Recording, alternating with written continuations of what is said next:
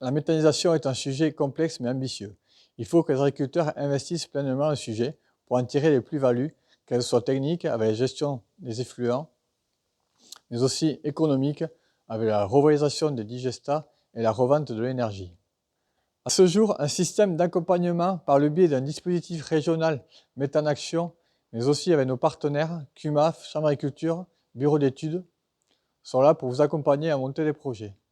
Nous nous retrouvons à l'Acumas de Saint-Paul, où un groupe d'agriculteurs est en réflexion sur la méthanisation.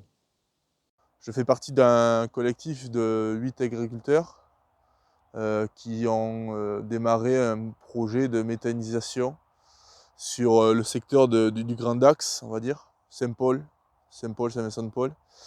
On a été contacté automne 2020 par la Fédération des CUMA pour parler de la méthanisation autour d'une table.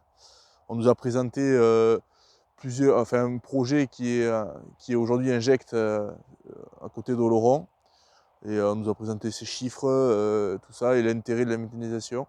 On a rencontré la mairie, des élus de Saint-Paul et une association qui nous aide dans la recherche d'un terrain et dans la communication aux riverains et aux personnes qui pourraient être susceptibles d'être contre notre projet. Et on a visité 2 méthaniseurs, dans le Pays Basque et un à côté de Peyrehorade. Et donc j'ai fait une formation aussi, on était 4 du groupe, pour peaufiner, pour être un peu plus pointu sur la méthanisation. Donc nous, notre projet à l'heure actuelle, on a 2 devis pour des études de faisabilité par 2 bureaux d'études. On en a rencontré un premier, on va essayer d'en rencontrer un second assez vite. Là, il nous manque juste à fixer un terrain pour pouvoir avoir une étude bien précise. Bonjour, je m'appelle Régis Layton, je suis agriculteur à Villeneuve-de-Marsan.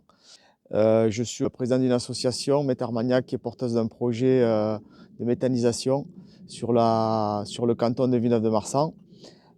Projet collectif qu'on est en train de monter à plusieurs agriculteurs.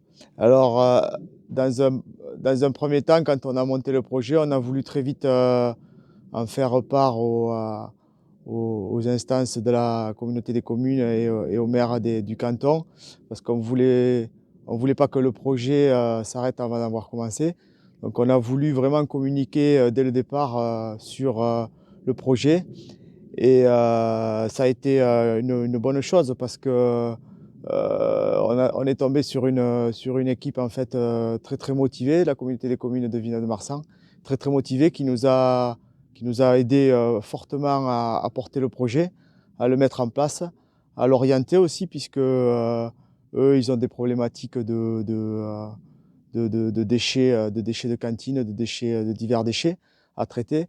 Donc ça nous a permis à nous de faire varier un petit peu notre projet, qui était au départ un projet purement agricole.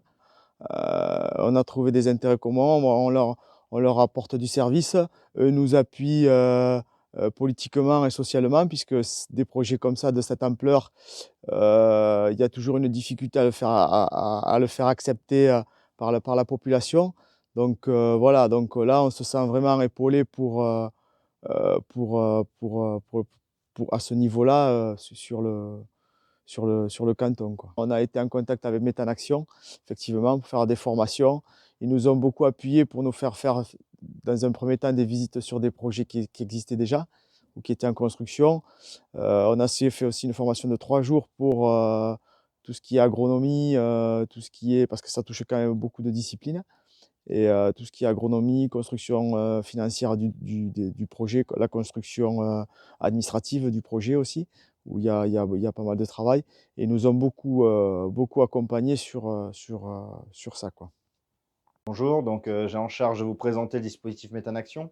Donc il faut savoir que le dispositif Méthane-Action, il est né des réflexions, notamment des feuilles de route de la région et de l'ADEME. La dernière née, donc c'est Néoterra pour la région.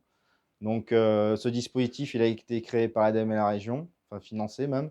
Et aujourd'hui, il est co-animé par la Chambre régionale d'agriculture et la Fédération régionale des CUMA.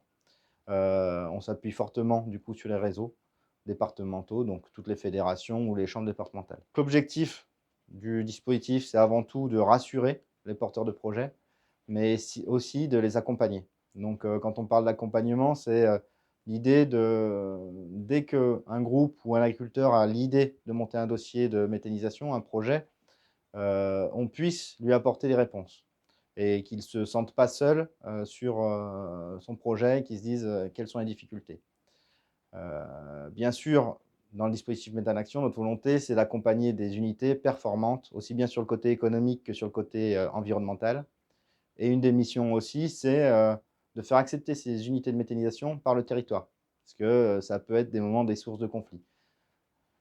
Sur la partie très concrète, du coup, notre métier, c'est beaucoup d'informer ces porteurs de projets, alors que ça soit sur des communications écrites, mais aussi sur beaucoup de rencontres physiques, notamment sur les unités de méthanisation, des échanges avec des méthaniseurs qui sont déjà en place, des visites, des thématiques qui sont abordées principalement.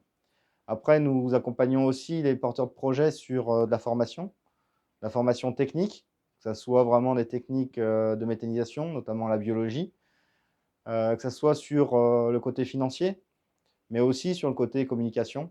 Donc, comment communiquer auprès du public qui est voisin de cette future unité de méthanisation. Et enfin, du coup, on accompagne le groupe jusqu'à l'obtention des subventions. Les subventions, bien sûr, des collectivités et de l'État sur cette thématique. Vous l'avez compris, les unités de méthanisation agricole et collective ont une place à prendre dans la filière.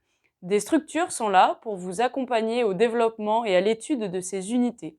La Fédération d'ECUMA est à vos côtés pour enclencher le démarrage de ces projets.